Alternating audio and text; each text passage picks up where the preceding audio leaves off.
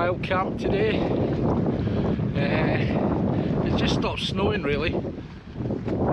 The drive over from East Kilbride was a bit worrying, but obviously the snow didn't last long. We've now got bright skies. It's quite cold. It's about 4 degrees. Heading for some more old buildings today, back to the norm.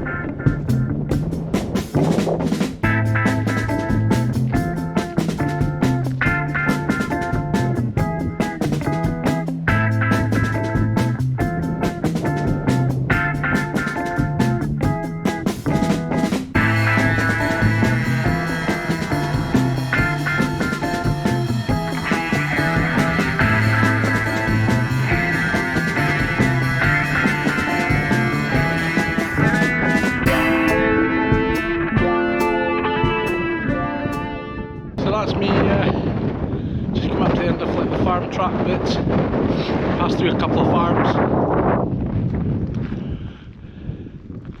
before you go through this final gate that lets you out onto the hillside.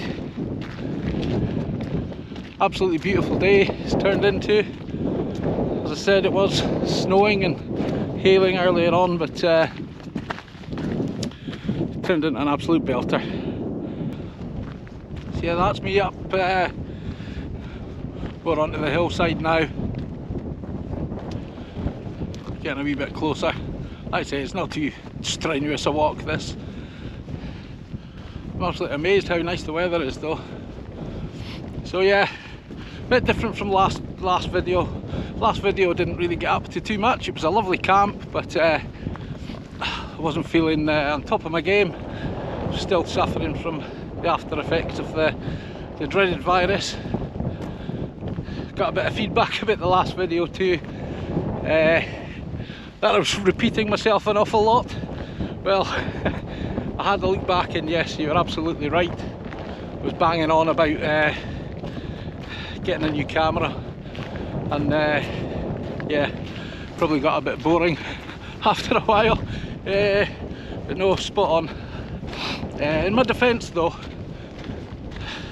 I wasn't too well, and I was my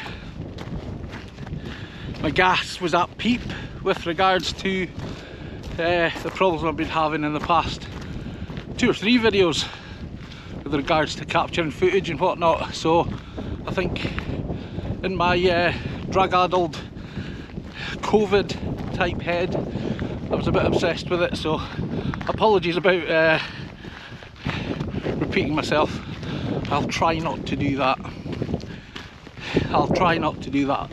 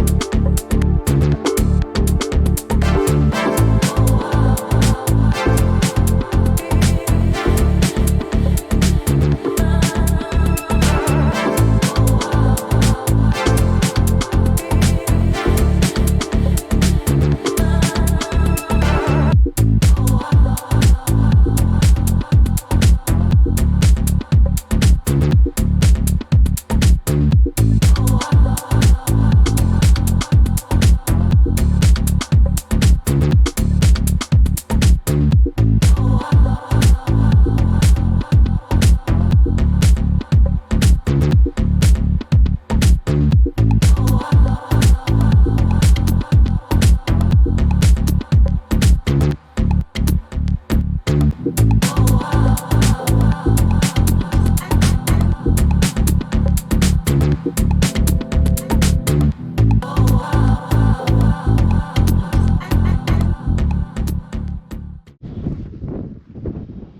yeah, more or less at the mine now. You can see one of the old cottages there. It used to be, I think, 3 or 4 cottages there, but that's the only one that's remaining. It's a bit of a ruin. I'll take you down and have a wee look at it in a bit. Up in the distance there you can see the chimney, one of 2 chimneys.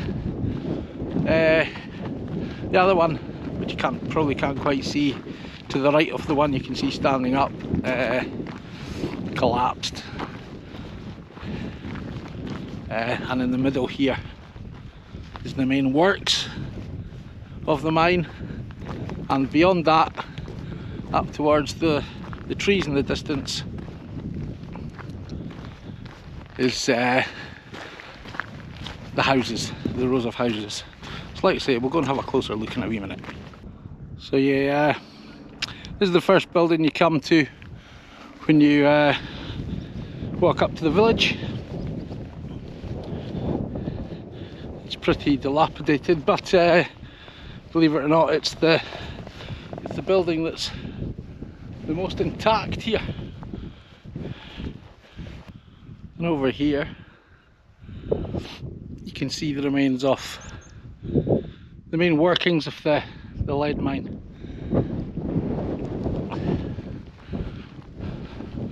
Don't know if you can make it out there, but there's an example of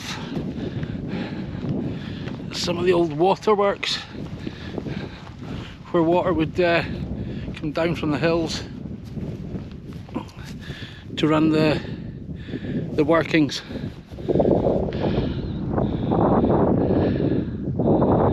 In the background there you can see the chimney where the noxious gases would go up flues up the hill and up out of the chimneys, so that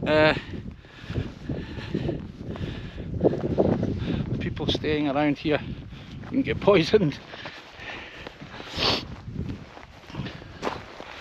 Like I say, it is in a sorry state. It's seen better days. It's actually a listed monument, this village, so it is protected, but I'm afraid you can't protect it from the elements, and it is quite exposed here.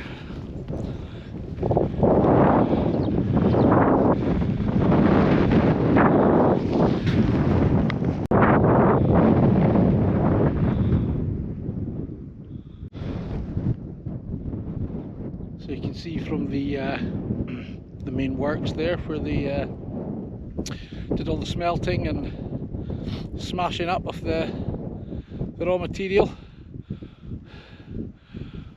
and all the fumes would come up. What you can see, the remains of a collapsed flue there, comes up, goes under this bit of track and goes all the way up to the chimney there. We'll go up there and have a wee look at the chimney now. Taking a wee walk up. Again, there you can see the remains of the old flue heading up towards that chimney.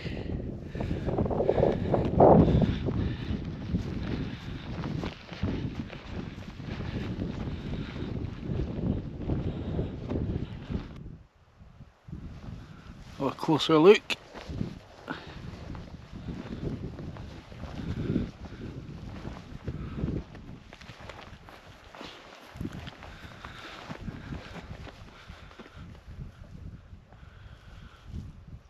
You can see the workmanship up there. The stonework's superb. Amazing that it's still standing actually after all this time.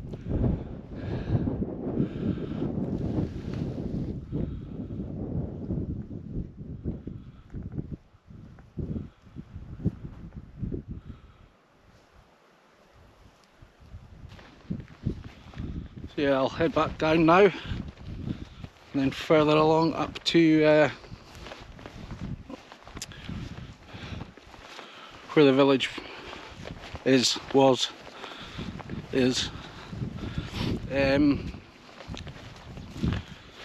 think at the height of production here, when the place was in its pomp, there was, I think, around 300 people living here, which is pretty amazing when you look at it now. I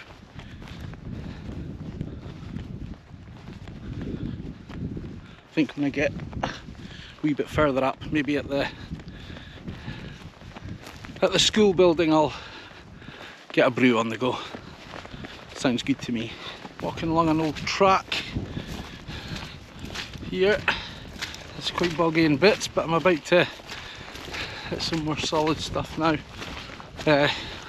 Walking through what is the remains of the slag. Stopped tethering at the back. It's just quite a lot of rubble and stuff. I think the remains of the magazine where they stored the dynamite's about here, but I'm not sure. I think it might be completely gone now. I've seen it on the map, but you'll see behind me there just lots and lots and lots and lots of rubble. But anyway, onwards. Up ahead is what's left of the village school. It's basically just a facade now. It's mighty impressive, I think. Like, certainly stands out on the hillside. I think there was 40 pupils when the village was at its most densely populated. There's quite a lot of kids to be kicking about a mine. So as you can see, there's not much of it left. It's literally just the front facade of the building.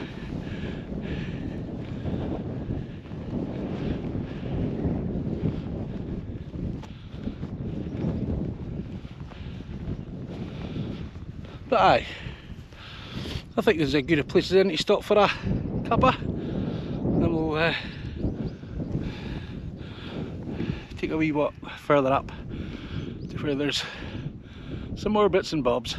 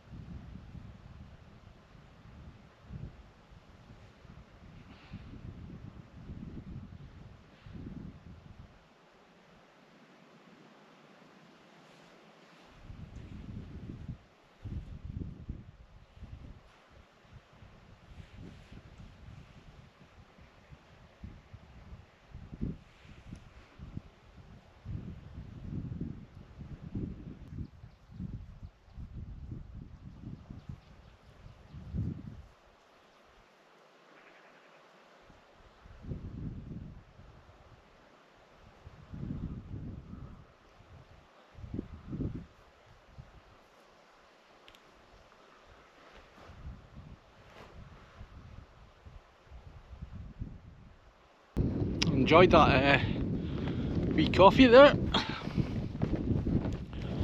So that was the school. Try not to trip over all these boulders. Head across now to row of houses, which I think is called Low Row on the map, or Lower Houses or something like that. I'll put it up in the video at some point anyway. So onwards and upwards, here we go. So yeah, just approaching the low row of houses. Again, it's just a gable end.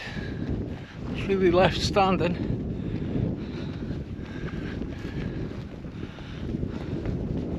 But again, it's quite dramatic on the hillside, you know.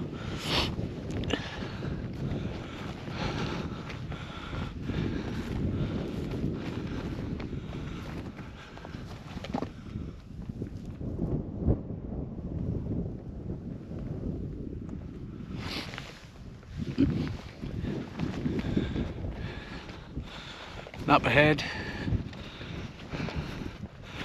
you can see the next row.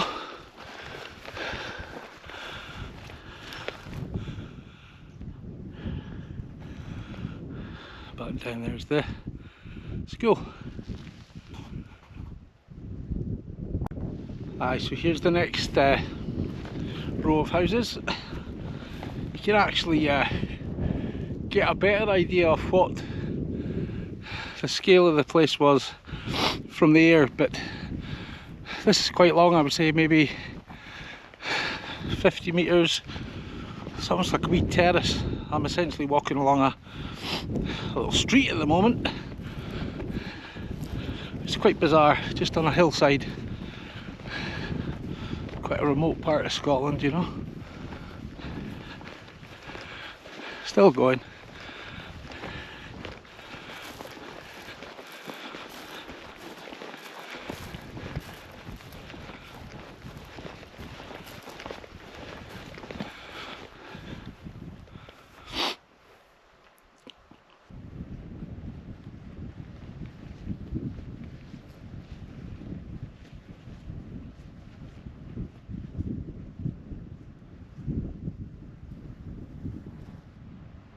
This is the building at the highest point of the mining village. This is known as Office Row. This is where the mine manager lived and where all the office work, etc. was done.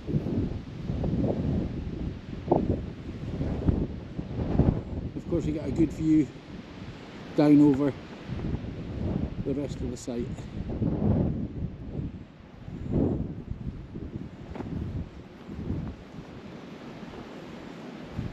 Still see the door with the lintel on it here.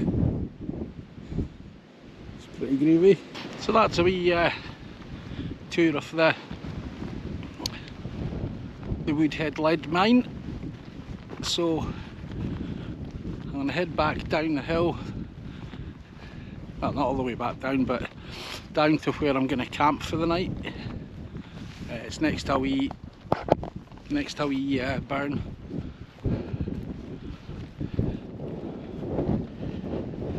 Handy for the water and that, you know. So just about time for the football to kick off, so hopefully I can get a radio reception, chill out, have a wee drink, maybe something to eat, listen to the footy. See you in a bit. Yeah, so still plodding along. Leaving a bit of altitude here, so hopefully it's going to be a wee bit more sheltered. It was getting a bit gusty at the top there.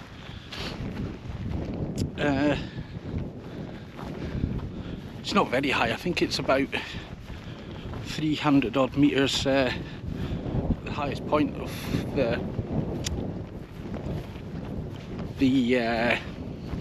mine. Just up where you can see that tree line there, so it's not gone very high at all. I'm aiming for, there's a wee sort of like bend in the burn ahead. I don't know if you can see it, but it's quite flat there. I've camped there before. Handy for water. I was there with my pal Gav. I think it was in the height of summer, because I remember the midges got a bit mental. But none of that today. Quite crunchy.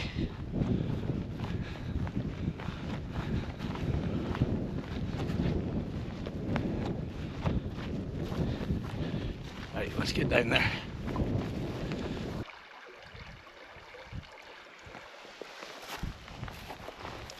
Aye, here we are.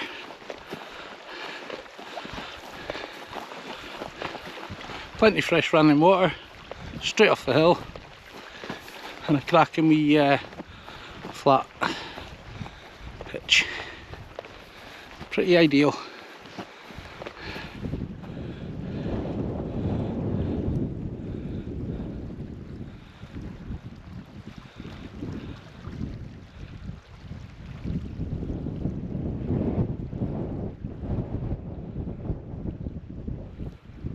Right, let's get this tent up.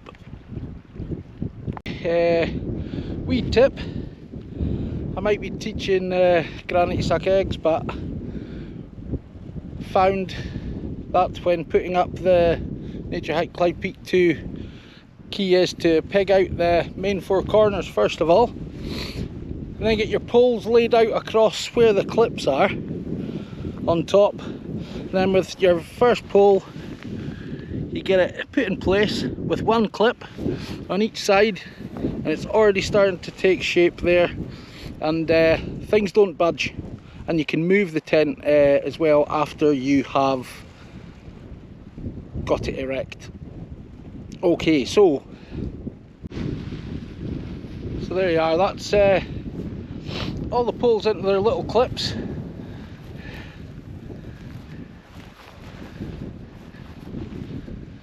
With one, all the poles into their little holders at the bottom, and then one clip up, and then it's just a case of going round the tent, putting each clip on in turn as you go round.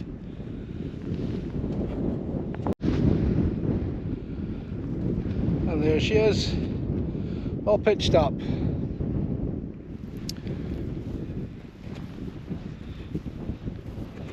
All the guy lines out. It is a bit blowy today, a bit gusty. I've got the door facing away, well, the door I'm going to use facing away from the wind direction, so the tent itself becomes a wee wind shelter for me. And also, if it was raining, obviously you could sit in that doorway and not get wet. So there we go. That's it all pitched up. Nice and easy. I really like this tent. It's pretty tidy, like. Plenty of room. It's a bit of a luxury compared to the Bobcat, but I think the Bobcat's still my favourite, just because you can pitch it pretty much anywhere. Excellent. Right, just got to fill it all up now.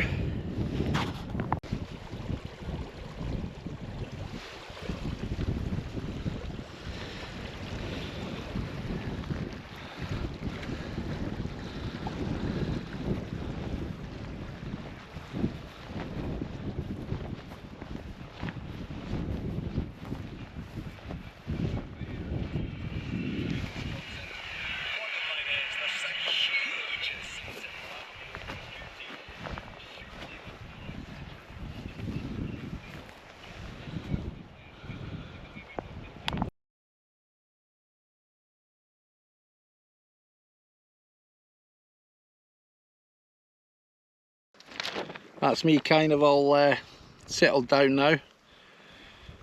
Everything's set up.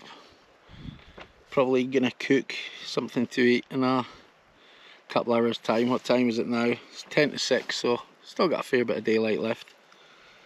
So once it starts getting a wee bit dark, then maybe I'll get some tatties. Well, it's noodles. It's often noodles, but I do like them. I do like them. I've just taken a wee lightweight cook set today. Everything that I need is in there, bar the fuel, although there is a bit of fuel in the burner. So not got the Trangia today. Nice and lightweight.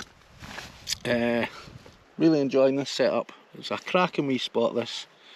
But like I say, I'll bring you back maybe when I'm cooking a bit of dinner, or I'll show you around the tent in a bit.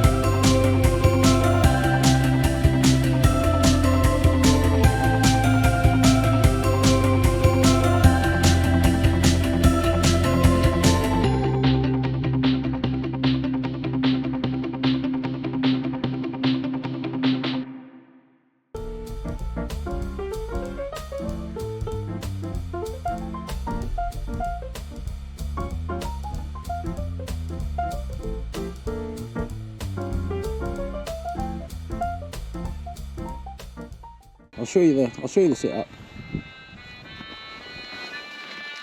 Right, I'll get rid of this chair. So here we are. Just ignore any crap that's lying about. This is what's inside. So sleeping tonight. Got the Vango, the trusty Vango, Ultralight Pro 300, I think it's called. It's a synthetic bag, it's not a down bag. I'm absolutely terrified of down bags because the one thing that sticks in my head is like, if it gets wet, you're screwed. And you know, I've had my sleeping bag wet a couple of times, you know, and I don't want to be cold at night. So the synthetic one absolutely does me down to the ground. So underneath that, I've got one of these reflective boys. Get that from Highlander. I think they're about a tenner or something like that. And that same brand, Highlander. That thing there on the top of the sleeping kit is essentially, they call it a chair. It's not a chair. What it is, it's a back support. It means you can sort of like sit up in your tent. I can't do the whole cross-legged yoga pose type, chilling out in the tent. I don't know, probably because I'm not very live, you know. And sorry, under that I've got just a bog standard Amazon sort of like sleeping mat, and then under all that, I don't know if you can see in there, I've got another protector. It's like a shiny decathlon mat type thing. Yeah, so that's it.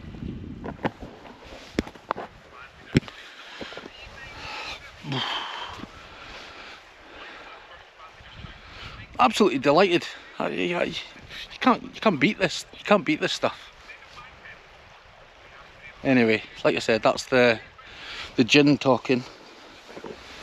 I always take a wee dram out with me camping. What have we got today? Let's have a wee look. Oh,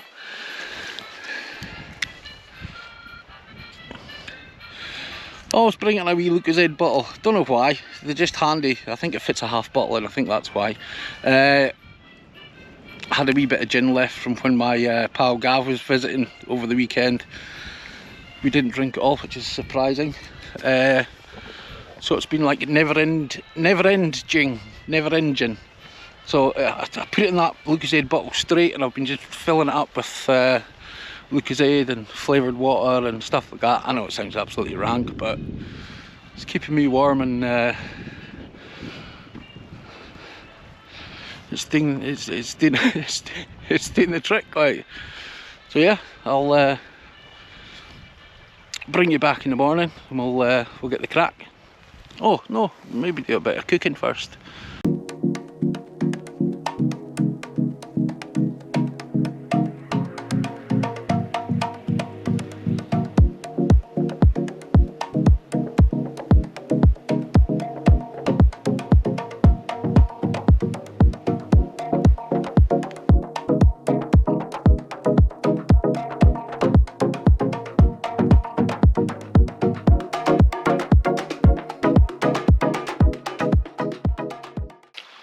So that's me, got a wee hot chocolate coffee morning cocktail. See if it'll wake me up.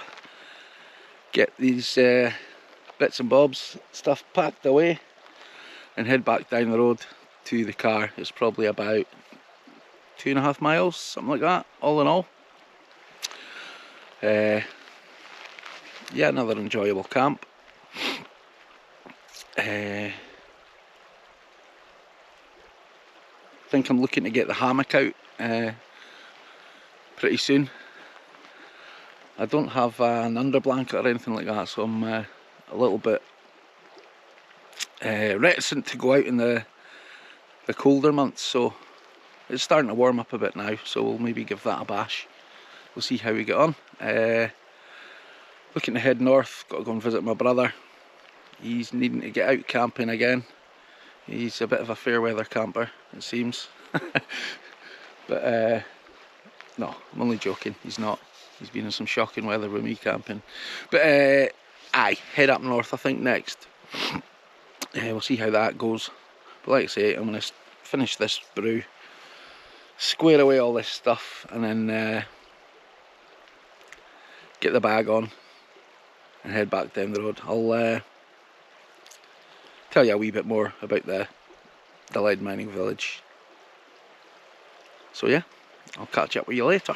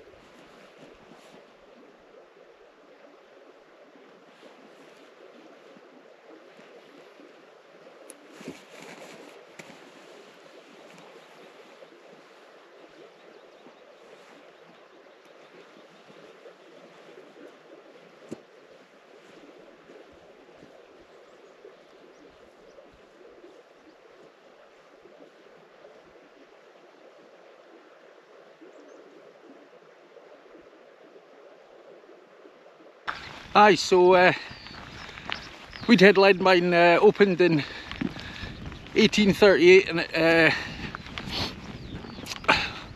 was in production until 1873, so it wasn't open that long.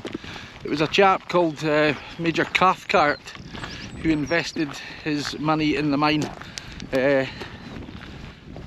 He discovered that there was a fair bit of lead in the hills and put together the mine. I think at its most productive it was shipping 900 tons of lead to the harbour at Ayr, obviously to sell on. And the village itself, you know, it was thriving during that time, but towards the end, I think at the start the Napoleonic Wars had finished and lead was becoming more in demand, but towards the end it was getting harder and harder to produce. There was lead being produced cheaper elsewhere, so it was a fairly short venture, and I think he lost a fair bit of money on that. But it's an interesting place history wise. I'll put some links down below if you're interested, you want to have a wee look. If not, just crack on with your next video. But anyway, not too far to go now to the car, say another 40 minutes or so. It's clouding over a wee bit now, but cracking day, can't beat it.